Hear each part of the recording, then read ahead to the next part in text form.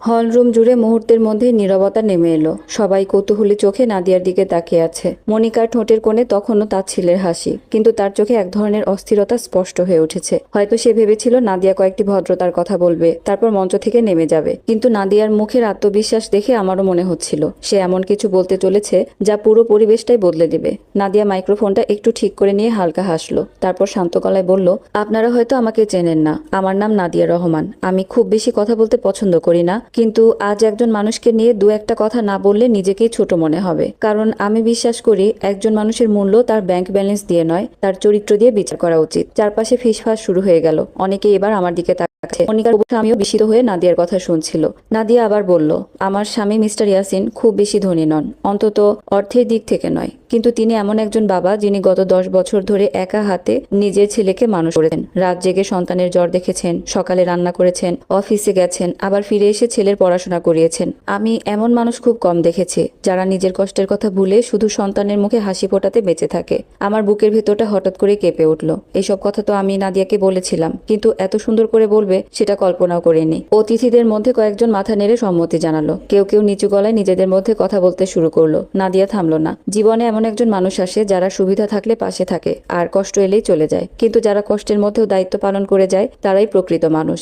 আমি গর্বিত, কারণ আমি এমন একজন মানুষের পাশে দাঁড়িয়ে আছি। এই কথাটা বলেই সে আমার দিকে তাকিয়ে এমনভাবে হাসলো যেন সত্যি আমি তার স্বামী। অভিনয় হলেও সেই হাসির মধ্যে অদ্ভুত আন্তরিকতা ছিল। মনিকার মুখের হাসি ধীরে ধীরে মিলিয়ে যেতে লাগলো। তার কপালে ভাঁজ পড়েছে। সে বুঝতে পারছে উপস্থিত অতিথিদের মনোযোগ এখন পুরোপুরি আমাদের দিকে। ঠিক তখনই মনিকার এক বান্ধবী পাশে দাঁড়িয়ে ফিসফিস করে বলল, লোকটাকে তো দেখতে বেশ ভদ্রই লাগছে, আর ওর স্ত্রীও কত সম্মান দিয়ে কথা বলছে। কথাটা মনিকার কানে যেতেই সে বিরক্ত হয়ে তাকালো। নাদিয়া আবার বলল, আজ এখানে আসার আগে আমি আমার স্বামীকে একটা প্রশ্নই করেছিলাম। আমি বলেছিলাম, যে মানুষ তোমাকে এত কষ্ট দিয়েছে তার বিয়েতে তুমি কেন যাচ্ছ? উনি আমাকে শুধু একটা কথাই বলেছিল, আমি প্রতিশোধ নিতে যাচ্ছি না, আমি শুধু আমার ছেলেকে শেখাতে চাই সম্মান হারিয়ে নয়, সম্মান নিয়ে জীবন কাটাতে হয়। পুরো হলরুম করতালিতে ভরে উঠল। আমি নিজেই অবাক হয়ে গেলাম। এই সংলাপটা তো আমাদের বানানো গল্পের অংশ ছিল না। নাদিয়া নিজের মতো করে যোগ করেছে। মনিকার হবু স্বামী এবার কৌতূহলী হয়ে মনিকার দিকে তাকালো। মনিকা, ব্যাপারটা কি? মনিকা জোর করে হাসার চেষ্টা করলো। কিচ্ছু না, ওরা নাটক করছে। নাদিয়া মঞ্চ থেকে নেমে এসে শান্তভাবে বলল, নাটক তো আমরা সবাই করি, কেউ মুখে কেউ জীবনে। এই একটি বাক্য শুনে আশেপাশে আবার গুঞ্জন শুরু হয়ে গেল। আমি বুঝতে পারছিলাম মনিকার ধৈর্য ভেঙে যাচ্ছে। সে আমার সামনে এসে নিচু গলায় বলল, তুমি এসব করে কি প্রমাণ করতে চাইছো? আমি শান্তভাবে উত্তর দিলাম, আমি কিছুই প্রমাণ করতে আসিনি। আমন্ত্রণ তুমি দিয়েছিলে, আমি শুধু এসেছি। এই মেয়েটা সত্যি তোমার স্ত্রী? আমি এক মুহূর্তে নাদিয়ার দিকে তাকিয়ে বললাম, হ্যাঁ। মিথ্যা কথাটা বলতে বুকের ভেতর অদ্ভুত একটা চাপ অনুভব করলাম, কিন্তু এখন আর পিছু হটার উপায় নেই। ঠিক তখনই রোহান আমার হাত ধরে বলল, বাবা, আমি একটু বাইরে যাব। আমি মাথা নেড়ে বললাম, চলো। আমরা দুজনেই হলের বারান্দায় এসে দাঁড়ালাম। বাইরে হালকা বাতাস বইছে। রোহান কিছুক্ষণ চুপ থেকে বলল, বাবা, মা আজও তোমাকে অপমান করতে চায়, তাই না? আমি ছেলের মাথায় হাত রেখে বললাম, সব মানুষ একরকম হয় না বাবা। কেউ অপমান করে সুখ পায়, কেউ ক্ষমা করে শান্তি পায়। রোহান নিচের দিকে তাকিয়ে বলল, আমি ছোট থাকতে ভাবতাম মা একদিন ফিরে আসবে, এখন আর সে আশা করি না। ছেলের কথাটা শুনে বুকের ভেতরটা মোচড় দিয়ে উঠল। 10 বছরে সে কতটা বদলে গেছে। এমন সময় নাদিয়া আমাদের কাছে এসে দাঁড়ালো। সে ধীরে বলল, আপনার ছেলে খুব পরিণত।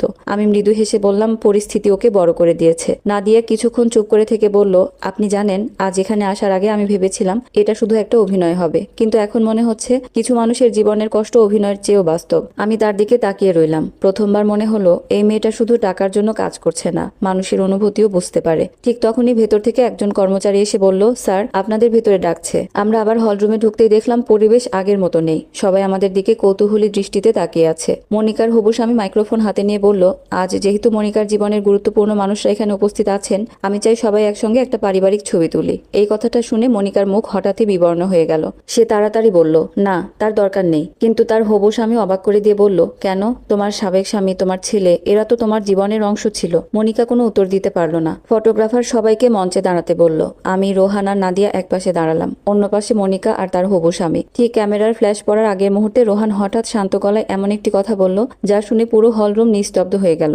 আঙ্কেল, আপনি কি জানেন আমার মা গত 10 বছরে আমার জন্মদিনের একটিতেও আসেননি? ক্যামেরার ফ্ল্যাশ জ্বলে উঠল, কিন্তু সেই ছবির হাসি আর কারো মুখে রইল না। মনিকার হবু স্বামী ধীরে ধীরে স্ত্রীর দিকে ফিরলেন। তার চোখে প্রথমবারের মতো সন্দেহের ছায়া স্পষ্ট স্পষ্ট হয়ে উঠল।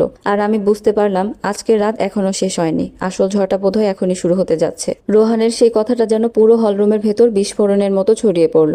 আঙ্কেল, আপনি কি জানেন আমার মা গত 10 বছরে আমার জন্মদিনের একটিতেও আসেননি। কথাটা বলেই রোহান চুপ করে দাঁড়িয়ে রইল। তার চোখে পানি ছিল না, কিন্তু সেই শান্ত কণ্ঠের ভেতর জমে থাকা বছরের পর বছরের কষ্ট যে কেউ অনুভব করতে পারছিল। মনিকার হবু স্বামী ধীরে ধীরে তার দিকে তাকালেন, তারপর অবিশ্বাস ভরা দৃষ্টিতে মনিকার দিকে ফিরে বললেন, এটা কি সত্যি? মনিকা কিছুক্ষণ নিশ্চুপ দাঁড়িয়ে রইল। চারপাশের শত শত চোখ যেন একসঙ্গে তার উপর স্থির হয়ে আছে। কয়েক সেকেন্ড পর সে জোর করে হেসে বলল, ও তো ছোট ছেলে, আবেগের বশে যা খুশি বলছে। রোহান এবার মৃদু গলায় বলল, আমি ছোট নই, আমার বয়স এখন 11, আর আমি কখনো মিথ্যা বলি না। বাবা শিখিয়েছে, সত্য কথা বলতে ভয় পেলে মানুষ নিজের কাছেই হেরে যায়। চারিদিকে আবার ফিসফাস শুরু হয়ে গেল।